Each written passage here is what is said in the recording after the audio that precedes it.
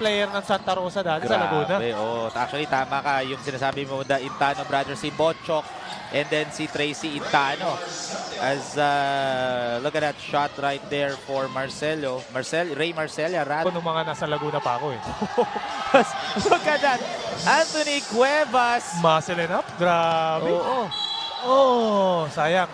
Ang ganda na sana nung sequence na yun kung na-blank, in-lock niya lang. Oo, pero yun ang sinasabi ko. Anthony Cuevas, nakaka-score niya lang on the other end.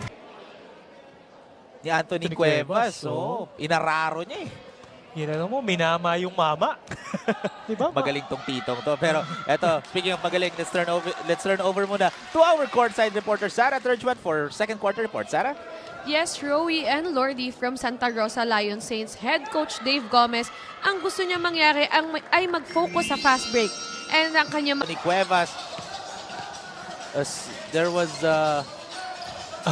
may naririnig pa ako yung Nag-cheer yung aso dito sa One Arena. Let's look at a wide open three again. Na yan. And at ngayon naman, imagine mo, dati pa yun, and ngayon medyo kahit pa paano, kahit nakask 40 natin, hindi lang yun, pati yung mga PBA. The deadliest coaches dito sa Pilipinas, played for the JRU Bombers during his college days. And right now, he's been heading a lot of, or coaching a lot of basketball teams dito sa Pilipinas. Again, Ganun pa man, etong Santa Rosa medyo siguro pagod na, exhausted na. Puro outside na lang yung tinitira nila eh. Parang medyo nababago na yung mindset nitong Santa Rosa. and again, another steal for Ray Marcella as Intano, Botchok. Gusto niya pang kumuha ng foul kay Alvin Del Ponso. Oo, gagamitan na experience eh. Oo, pero may experience rin to si Alvin Del Ponso. Pinayaan niya lang si Bot.